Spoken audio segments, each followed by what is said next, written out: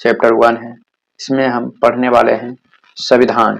संविधान नियमों अथवा कानूनों का वह संग्रह है। संविधान नियमों अथवा कानूनों का वह संग्रह है जिसके आधार पर किसी देश का शासन संचालित किया जाता है। मतलब किसी देश को चलाने के लिए हम लोग को क्या चाहिए? नियम चाहिए, कानून चाहिए।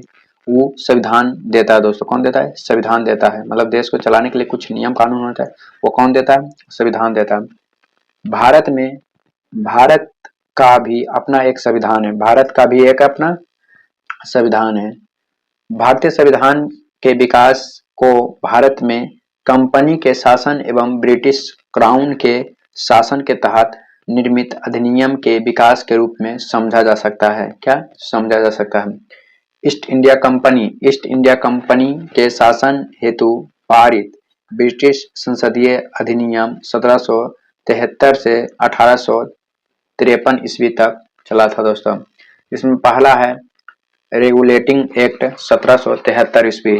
रेगुलेटिंग एक्ट 1773 ईस्वी। रेगुलेटिंग एक्ट 1773 ईस्वी। Pitt's India act 1784। Pitt's India act 1784। Charles act 1793 दोस्तों। Charter act 1813। चार्ट एक्ट 1833 और चार्ट एक्ट 1853 यह अधिनियम है दोस्तों। ब्रिटिश ताज के शासनाधीन पारित अधिनियम। ब्रिटिश ताज के शासनाधीन पारित अधिनियम 1858 से 1947। ब्रिटिश ताज के शासनाधीन पारित अधिनियम 1858 से 1947। 1858 का भारत शासन अधिनियम। 1861 भारत परिषद अधिनियम। 1892 भारत परिषद अधिनियम। 1909 भारत परिषद अधिनियम। 1919 भारत शासन अधिनियम। 1935 भारत शासन अधिनियम। 1947 भारतीय स्वतंत्रता अधिनियम। आप लोग एक एक गो करके पढ़ाने वाले हैं। इसमें पहला पढ़ाएंगे दोस्तों 1773 के रेगुलेटिंग एक्ट पढ़ाने वाले हैं। 1773 के रेगुलेटिंग एक्ट पढ़ाने वाले हैं।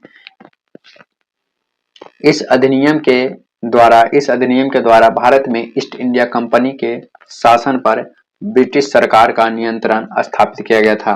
मतलब 1773 के रेगुलेटिंग एक्ट के इस अधिनियम के द्वारा भारत में ईस्ट इंडिया कंपनी के शासन पर ब्रिटिश सरकार का नियंत्रण स्थापित किया गया था। किसका? ब्रिटिश सरकार का नियंत्रण स्थापित किया था। इस नियम के तहत बंगाल का गवर्नर जनरल पद नाम दिया गया। जो बंगाल के गवर्नर हैं उसे बंगाल के गवर्नर जनरल पद दिया गया। बंगाल के गवर्नर जनरल की सहायता से 4 सदस्यीय कार्यकारी परिषद का गठन किया गया। मतलब बंगाल के गवर्नर जनरल के सहायता से 4 संसदीय कार्यकारी परिषद का गठन किया गया, जिनका कार्यकाल 5 वर्ष निर्धारित किया गया था। जिसका कार्यकाल कितना? 5 वर्ष निर्धारित किया गया था। इस व्यवस्था के तहत वारेन हेस्टिंग्स बंगाल का प्रथम गवर्नर जनरल बन गया। इस व्यवस्था के तहत वारेन हेस्टिंग्स बंगाल का प्रथम गवर्नर जनरल बना था। पूछेगा बंगाल का प्रथम गवर्नर जनरल कौन बना? तब वारेन हेस्टिंग्स बना था। यह फ्रांसीसी कले बायरिंग मनसान एवं बारबेल काउंसिलिंग का सदस्य नियुक्त हुआ था। इस व्यवस्था के तहत मद्रास एवं मुंबई के गवर्नर जनरल को बंगाल का गवर्नर जनरल का अधीन कर दिया गया। इस व्यवस्था के तहत मद्रास एवं मुंबई के गवर्नर को बंगाल का गवर्नर जनरल का अधीन कर दिया गया। 1773 ईस्वी के रेगुलेटिंग एक्ट के तहत 1774 ईस्वी में बंगाल कोलकाता में एक उच्च न्यायालय की स्थापना की गई थी। 1773 के रेगुलेटिंग एक्ट के तहत 1774 ईस्वी में बंगाल जो है कोलकाता में एक उच्च न्यायालय की स्थापना की गए थे। कब? 1774 में, जिसमें एक मुख्य न्यायाधीश तथा 3 अन्य न्यायाधीश थे, जिसमें एक मुख्य न्यायाधीश और 3 अन्य न्यायाधीश थे। यूपी पीसीएस में पूछा गया 2010 में, आरओ में 2016 में पूछा गया था। एक नोट पॉइंट है दोस्तों, इस उच्चतम न्यायालय के प्रथम मुख्य न्यायाधीश सर एलिजा एम्पे थे दोस्तों, एम्पे सर एलिजा एम्पे, जबकि 3 अन्य न्यायाधीश चेम्बर्स, लिमेस्टर और हाइड बने थे दोस्तों। 3 को बने थे, चेम्बर्स, लिमेस्टर्स और हाइड बने थे, 3 को बने थे अलग। इस व्यवस्था के तहत कंपनी के कर्मचारियों को निजी व्यापार करने तथा भारतीयों से उपहार लेने से प्रतिबंधित किया गया था।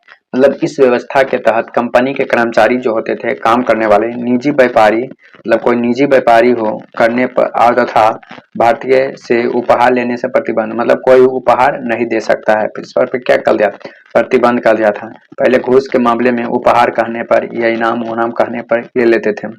अभी ये भारत में भ्रष्टाचार चल रहा है कि आप खुशी से दे रहे हैं। बताइए कि खुशी से कोई देता है? 60,000 70,000 कर्मचारी कमा रहा है और किसान जो 300 रुपये कमा रहा है मजबूरी में दे रहा है, खुशी से नहीं। इस अधिनियम के तहत कंपनी द्वारा भारत की राजस्व, नागरिक एवं सैन्य संबंधित समस्त सूचनाएं ब्रिटिश सरकार को देना अनिवार्य कर दिया गया। मतलब इस अधिनियम के तहत कंपनी द्वारा भारत की राजस्व हो गया, नागरिक हो गया, सैन्य संबंधित समस्त सूचनाएं ब्रिटिश सरकार को देना अनिवार्य हो गया। मतलब ब्रिटिश सरकार को यह सब सूचना देना क्या हुआ, अनिवार्य हो गया था। Act of settlement 1781, act of settlement 1781 ईस्वी रेगुलेटिंग एक्ट की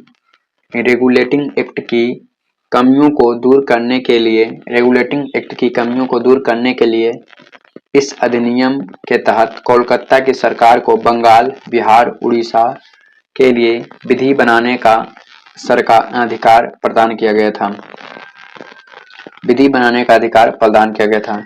अब 1784 Pitt's India act, 1784 Pitt's India act, इसके तहत भारत में कंपनियों के कार्यों एवं प्रशासन पर ब्रिटिश सरकार का पूर्ण नियंत्रण स्थापित हुआ। इसके तहत भारत में कंपनियों के कार्यों एवं प्रशासन पर ब्रिटिश सरकार का पूर्ण नियंत्रण स्थापित हुआ।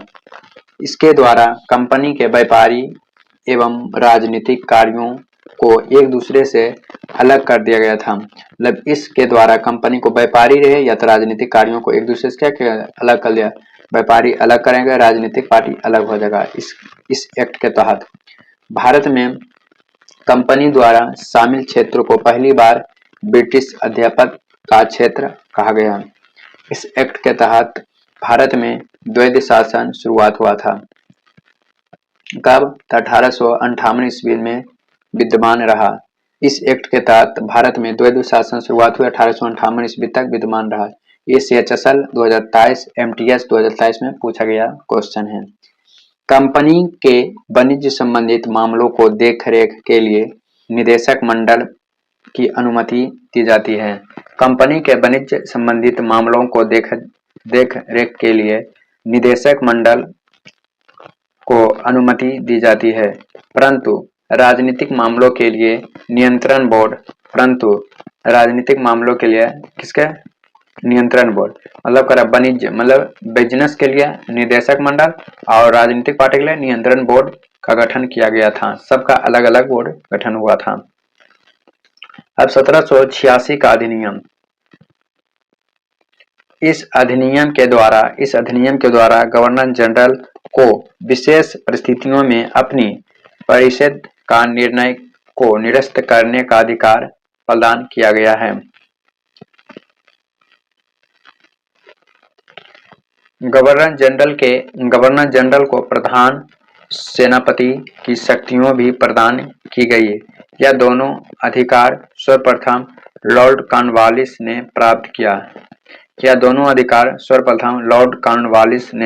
प्राप्त किया। भारत के प्रथम अंतिम गवर्नर जनरल वायसराय सब है दोस्तों। तब 1774 से लेके 1785 तक बंगाल का प्रथम गवर्नर जनरल कौन बने? तो ब्रेन हेस्टिंग्स बने। कौन बने? Brain Hastings.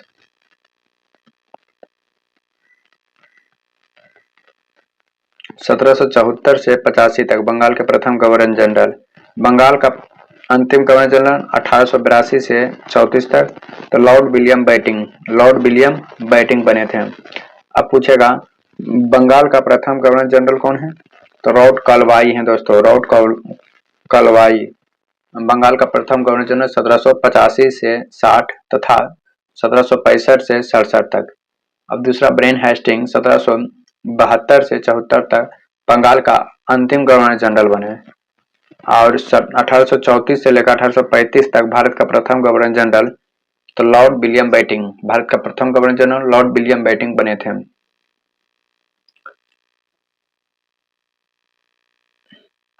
1856 से लेकर 58 तक कंपनी द्वारा नियुक्ति की भारत का अंतिम गवर्नर जनरल लॉर्ड केनेडी बने। कौन? Lord Kennedy. मार्च 1947 अगस्त से 1947 भारत के अंतिम वायसराय लॉर्ड माउंटबेटन बने थे। लॉर्ड माउंटबेटन बने थे। अगला पॉइंट हो जाएगा भारत का प्रथम वायसराय लॉर्ड केनेडी। भारत के प्रथम viceroy Lord Kennedy. Lord Kennedy 1858 से 62। लॉर्ड माउंटबेटन तो 1947 जून से 1948 स्वतंत्रता का प्रथम गवर्नर जनरल लॉर्ड माउंटबेटन। 1948 जनवरी से 50 स्वतंत्र भारत के प्रथम और अंतिम भारतीय गवर्नर जनरल तो doctor C Rajagopalachari. Doctor C Rajagopalachari दोस्तों। Charter act 1773। चार्ट एक्ट 1773 को ईस्ट इंडिया कंपनी अधिनियम 1793 के नाम से भी जाना जाता है। चार्ट एक्ट 1793 को ईस्ट इंडिया कंपनी अधिनियम 1793 के नाम से जाना जाता है। इस अधिनियम के तहत कंपनी के अधिकारी को 20 वर्ष के लिए बढ़ा दिया गया था। चार्ट एक्ट 1813 इसके द्वारा कंपनी को भारतीय व्यापार अधिकार को समाप्त कर दिया गया। हल्का कंपनी के चीन से व्यापार तथा कंपनी को भी भारत में चाय के व्यापार के लिए एक अधिकार जारी रहा। इस अधिनियम के तहत भारत में शिक्षा के विकास एवं विस्तार के लिए 1 लाख रुपया प्रति वर्ष खर्चा करने की व्यवस्था दी गई थी। ये IAS 2018 पूछा गया। 1833 का चार्ट एक्ट। इस एक्ट के तहत बंगाल के गवर्नर जनरल को संपूर्ण भारत के गवर्नर जनरल नाम दिया गया। इसके द्वारा कंपनी के समस्त व्यापारी कार्य समाप्त कर दिया गया तथा भविष्य में उसे एक केवल राजनीतिक कार्य ही करने थे।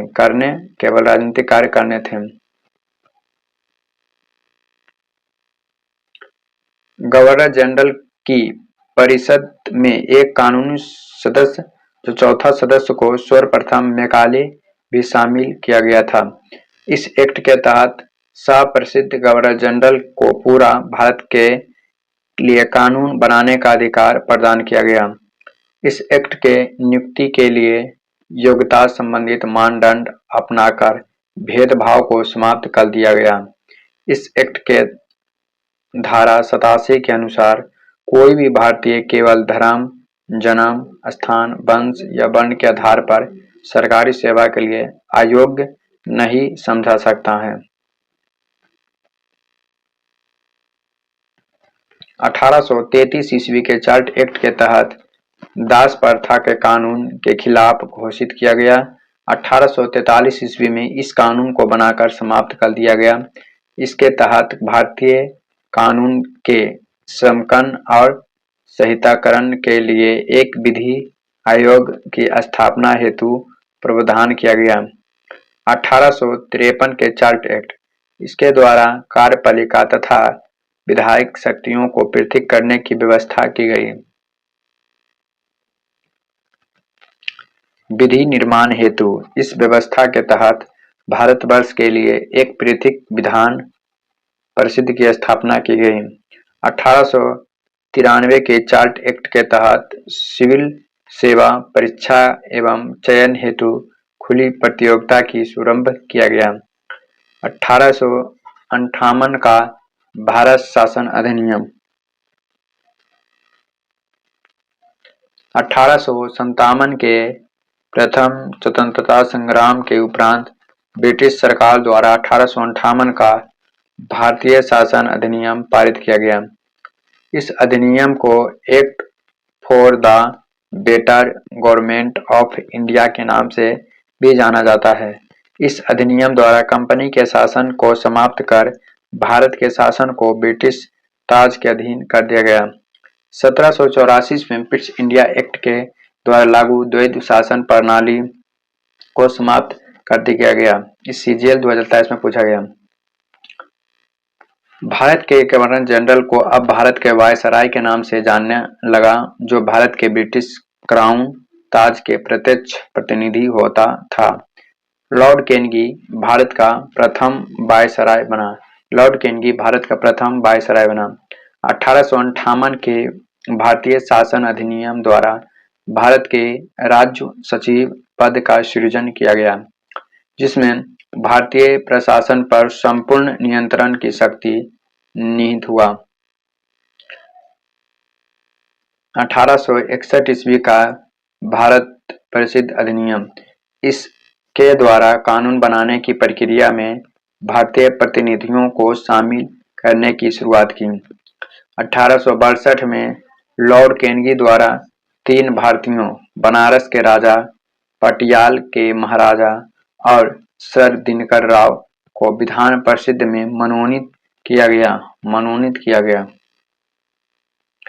वायसराय को आपातकाल में विधान परिषद की सलाह के बिना अध्यादेश जारी करने की अनुमति प्रदान की गई, जिसकी अवधि 6 माह होती थी। यह अधिनियम द्वारा वायसराय को नए प्रांतों की स्थापना तथा उनकी सीमाओं में परिवर्तन का अधिकार भी प्राप्त हो गया। वायसरायों को प्रांत में विधान परिषद की स्थापना की शक्ति प्रदान की गई। 1862 ईस्वी में बंगाल, 1866 में उत्तर पश्चिम सीमा प्रांत तथा 1897 में पंजाब विधान परिषद का गठन किया गया।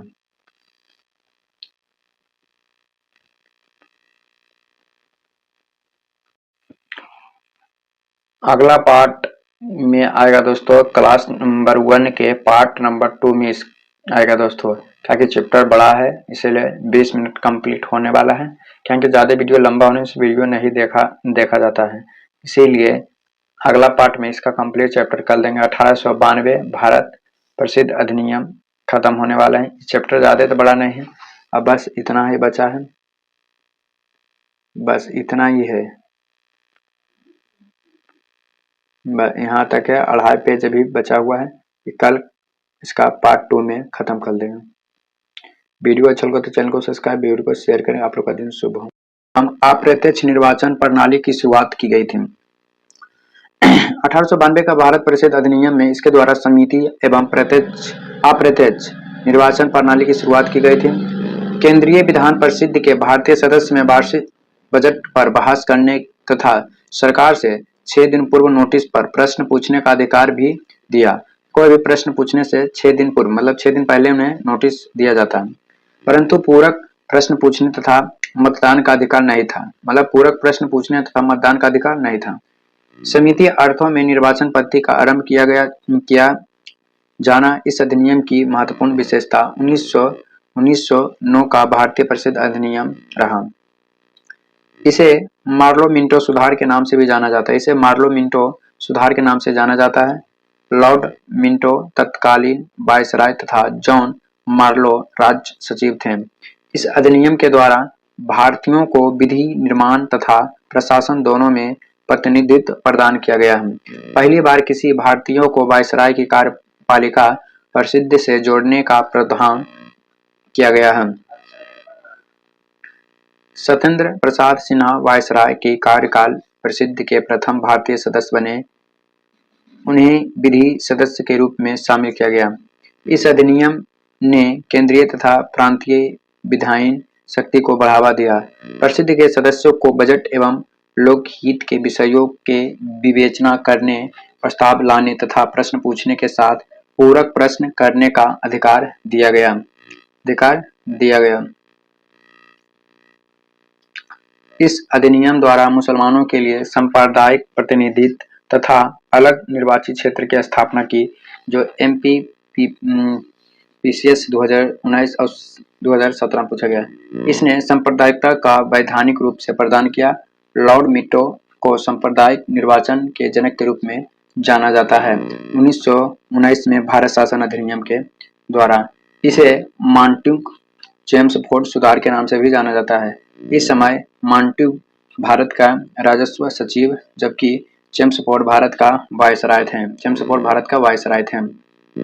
प्रांतों में आंशिक उत्तरदायी शासन तथा द्वैध शासन की स्थापना की गई। द्वैध शासन प्रणाली का जनक लियोनेल कार्टिस था। दोस्तों, प्रांतीय विषयों की दो भागों में तथा हस्तचरित तथा आरक्षित भागों में बांटा गया। हस्तचरित विषयों का प्रशासन गवर्नर उन मंत्रियों की सहायता से करता था जो विधान परिषद के प्रति उत्तरदायी थे, जबकि आरक्षित विषयों पर गवर्नर कार्यपालिका परिषद की सहायता से शासन करता था। इस अधिनियम के द्वारा पहली बार केंद्र में द्विसदनीय व्यवस्था स्थापित की गई। इस अधिनियम के तहत पहली बार प्रत्यक्ष निर्वाचन की व्यवस्था प्रारंभ की गई। भूमि कर या आय के आधार पर सीमित संख्या में लोगों को मताधिकार प्रदान किया गया। सांप्रदायिकता के आधार पर सिखों, भारतीय ईसाइयों, बंगाल भारतीयों और यूरोपियों के लिए अलग निर्वाचन के सिद्धांत को लागू कर दिया गया। इस अधिनियम में पहली बार उत्तरदायी शासन शब्द का प्रयोग किया गया। इस अधिनियम में एक लोक सेवा आयोग गठन का प्रावधान किया गया था।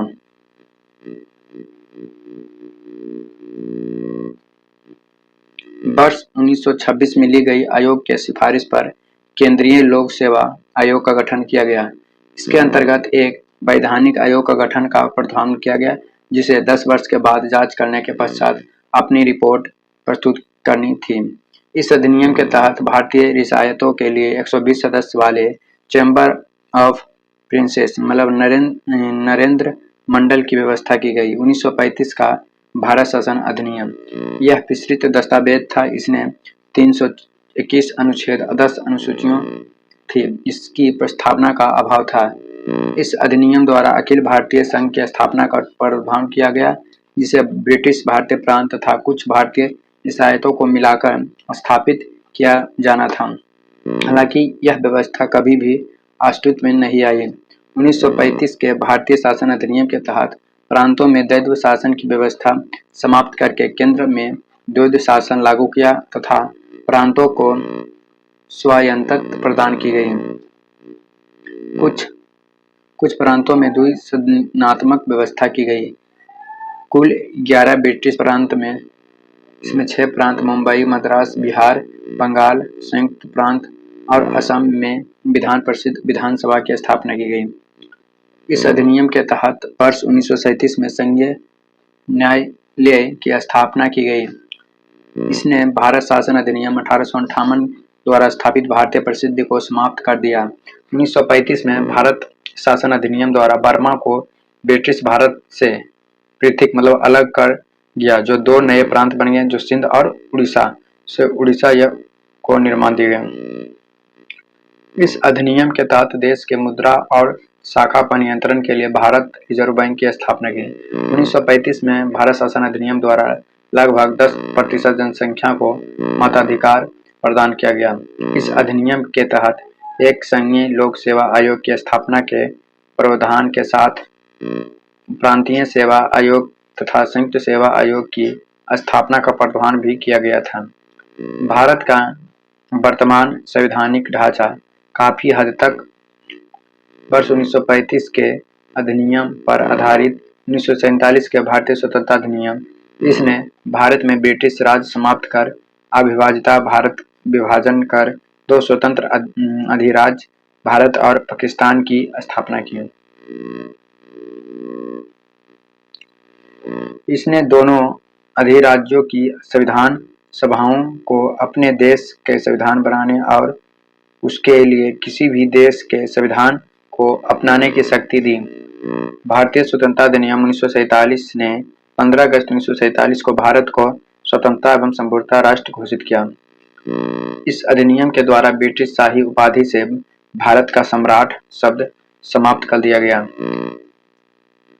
भारतीय रियासत को यह स्वतंत्रता थी कि भारत अधिराज्य या पाकिस्तान अधिराज्य के साथ मिल सकती है या स्वतंत्रता रह सकती है। प्रत्येक अधिराज्य द्वारा अपना संविधान बनाने तक भारत शासन अधिनियम 1935 के तहत ही शासन संचालित किए जाने की व्यवस्था की गई है। अब देखिए दोस्तों, यहाँ से संविधान का निर्माण के बारे में है। संविधान का निर्माण के बारे में जानकारी लेते हैं। भारतीय की ओर से संविधान सभा की सर्वप्रथम मांग 1934 ईस्वी में कराची में स्वराज पार्टी ने की थी। 1934 में भारत में संविधान सभा का गठन के विचार एम.एन. राय ने दिया था। भारतीय राष्ट्रीय कांग्रेस के स्तर पर पहली बार स्वराज पार्टी के बाद पटना में 1934 में संविधान निर्माण के लिए आधिकारिक रूप से संविधान सभा की मांग की गई है, जिसकी पुष्टि कांग्रेस के 1936 में फैजपुर अधिवेशन में की गई। एक निर्वाचित संविधान सभा द्वारा भारत के संविधान का निर्माण करने का प्रस्ताव सर्वप्रथम 1942 में क्रिप्स मिशन द्वारा किया गया था। वर्ष 1946 में कैबिनेट मिशन के तहत भारतीय संविधान सभा के गठन का प्रस्ताव किया गया था। कैबिनेट मिशन की रिपोर्ट के अनुसार संविधान सभा का निर्वाचित होनी थी और प्रांतों को प्रतिनिधित्व जनसंख्या के आधार पर होना था। इसके तहत मोटे तौर पर प्रति 10 लाख व्यक्तियों पर एक प्रतिनिधि के निर्वाचित की व्यवस्था प्रस्तावित थी। कैबिनेट मिशन के तहत संविधान सभा के कुल सदस्यों की संख्या 389 निर्वाचित की गई। इनसे 296 सीटों ब्रिटिश भारत और 93 सीटों देसी रियासत को आवंटित की जानी थी। ब्रिटिश भारत को आवंटित 296 सीटों में से 292 का चयन 11 गवर्नर के प्रांतों तथा 4 चयनमुख आयुक्त प्रांतों का किया जाना था। देसी रियासतों के प्रतिनिधियों का चयन रियासतों का प्रमुख द्वारा किया जाना था। प्रांतों को आवंटित की गई सीटों का निर्धारण 3 समुदाय थे, मुस्लिम, सिख और सामान्य के आधार पर विभाजित कर किया गया था। संविधान सभा मुख्यतः अप्रत्यक्ष निर्वाचन का परिणाम था। प्रांतों के विधानसभाओं को निर्वाचित प्रतिनिधियों का उपयोग निर्वाचित मंडल के रूप में किया गया था। यह निर्वाचन वयस्क मताधिकार पर आधारित नहीं था। 1935 के अधिनियम के अनुसार मताधिकार कर, शिक्षा और संपत्ति के आधार पर सीमित था। संविधान सभा की पहली बैठक 9 दिसंबर 1946 के नई दिल्ली में संपन्न हुई थी। इस बैठक का मुस्लिम लीग ने बहिष्कार करते हुए अलग पाकिस्तान और अलग संविधान की मांग की। अतः पहली बैठक में केवल 207 सदस्य, जिसमें 9 महिला ही उपस्थित रहे और जो कि कांग्रेस के सदस्य थे। देसी रियासत हैदराबाद ने संविधान सभा की पहली बैठक में भाग नहीं लिया। सबसे वरिष्ठ सदस्य डॉक्टर सचिदानंद सिन्हा को संविधान सभा का प्रथम बैठक की अस्थायी अध्यक्ष चुना गया। 11 दिसंबर 1946 को डॉक्टर राजेंद्र प्रसाद को संविधान सभा को अस्थायी अध्यक्ष चुना गया तथा एच.सी. मुखर्जी के उपाध्यक्ष में बी.एन. राव को संविधान सभा का संवैधानिक सलाहकार नियुक्त किया। 13 दिसंबर 1946 को जवाहरलाल नेहरू ने संविधान सभा का उद्देश्य प्रस्ताव पेश किया और 22 जनवरी 1947 को सर्व समिति में संविधान सभा द्वारा स्वीकृत किया गया। संविधान निर्माण के लिए संविधान द्वारा विभिन्न समितियों का गठन किया गया। अब देखिए, समिति है और अध्यक्ष है। संघ शक्ति समिति के जवाहरलाल नेहरू, संघीय संविधान समिति के जवाहरलाल नेहरू, प्रांतीय संविधान समिति के सरदार वल्लभ भाई पटेल, प्रारूप समिति के भीमराव अम्बेडकर, मौलिक अधिकार एवं अल्पसंख्यकों संबंधी परामर्श के लिए सरदार वल्लभ भाई पटेल। मौलिक अधिकार एवं उप समिति जेवी कृपलानी। अल्पसंख्या या उप समिति एच.सी. मुखर्जी। प्रक्रिया विषयक नियमों संबंधी समिति राजेंद्र प्रसाद। राज्यों के लिए समिति राजेंद्र प्रसाद संचालक समिति है। राष्ट्रीय ध्वज समिति राजेंद्र प्रसाद। कार्य संचालक के.एम. मुंशी। 29 अगस्त 1947 के संकल्प पारित कर प्रारूपी समिति का गठन किया गया। इस समिति के अध्यक्ष डॉक्टर बी.आर. अम्बेडकर को चुना गया। प्रारूपी समिति के कार्य संवैधानिक सलाहकार बी.एन. राव द्वारा तैयार किया गया संविधान के प्रारूप पर विचार विमर्श करना था। प्रारूपी समिति ने 21 फरवरी 1948 को संविधान सभा अपना रिपोर्ट प्रस्तुत किया। प्रारूपी समिति मतलब कुल 7 सदस्य हैं। अध्यक्ष 1 बी.आर. अम्बेडकर, दूसरा N. Gopalaswami Iyer, Alladi Krishnaswami Iyer, doctor A M. Munshi, Syed Mohammad Saadullah, N. Madhav Rao, सतमा टी.टी. कृष्ण माचारी। संविधान सभा के प्रथम वचन 4 और 9 नवंबर 1948 तथा दूसरा वचन 15 नवंबर 1948 से 17 अक्टूबर 1949 तक, तीसरा वचन 17 से 26 नवंबर 1949 तक चला। भारतीय संविधान के निर्माण और उनके अंकित होने तक कुल 11 अधिवेशन, जिसमें कुल अवधि 165 हुए थे, जिनमें से 114 दिन संविधान के प्रारूप पर विचार किया गया था। 11वें अधिवेशन के अंतिम दिन 26 नवंबर 1949 को संविधान सभा द्वारा संविधान को अंकित किया गया था।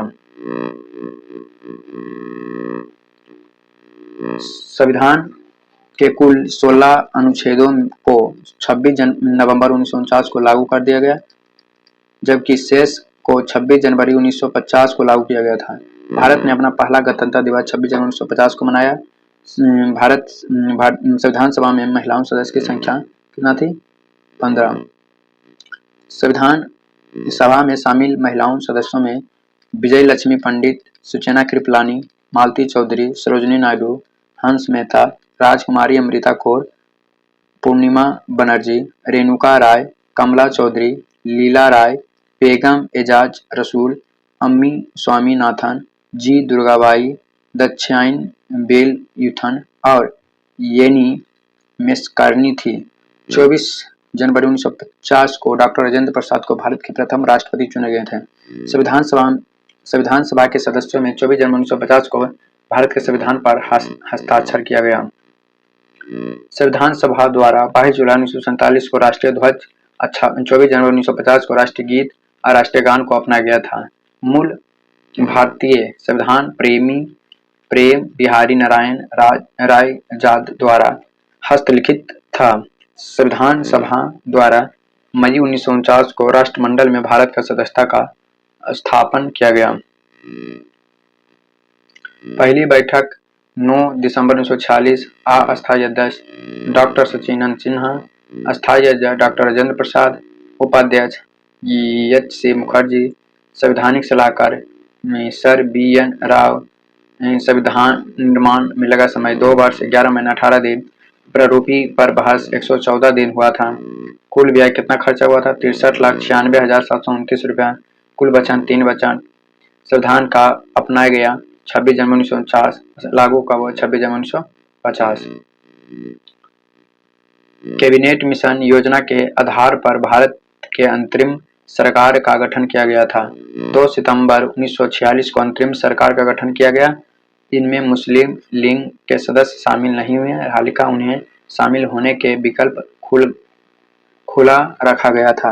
अंततः 26 अक्टूबर 1946 को जब सरकार का अपना गठन किया गया, तब मुस्लिम लीग के 5 प्रांतियों लियाकत अली, जगेंद्र नाथ मंडाला, आई चुंद्रीगर, अब्दुर रब नस्तार और गजनफर अली खां के कैबिनेट में शामिल किया गया। जवाहरलाल नेहरू उपाध्यक्ष, विदेशी मंत्रिमंडल संबंधित मामला, सरदार वल्लभ भाई पटेल सूचना और प्रसारण तथा गृह, श्री राजगोपालाचारी शिक्षा और लियाकत अली वित्त। जोगेंद्र नाथ मंडाला विधि है। असफ अली रेल है। डॉक्टर जयंत प्रसाद खाद्य एवं कृषि है। Doctor C.H. भाभा कार और खनन एवं शक्ति है। बलदेव सिंह रक्षा है। I चुंद्रिकार वाणिज्य है। अब्दुल रब नस्तार संचार और डाक वायु है। गजनफर अली खां स्वास्थ्य है और जगजीवन राम श्रम है। रियासतों के सरदार पटेल को नेतृत्व में भारत संघ में शामिल किया गया। हैदराबाद रियासत को पुलिस कार्रवाई के द्वारा, जूनागढ़ रियासत को जनमत संग्रह के आधार पर तथा जम्मू और कश्मीर रियासत को विलय पत्र पर हस्ताक्षर द्वारा भारत में शामिल किया गया। वीडियो अच्छा लगा तो चैनल को सब्सक्राइब, वीडियो को शेयर करें। अगला चैप्टर आएगा दोस्तों संविधान का स्रोत। दोस्तों वीडियो अच्छा लगा तो चैनल को सब्सक्राइब, वीडियो को शेयर कर आप लोग करें। शुभ हो दोस्तों, रिवीजन के लिए हेल्पफुल होगा। एक चैप्टर मतलब 2 क्लास में कंप्लीट करा दें।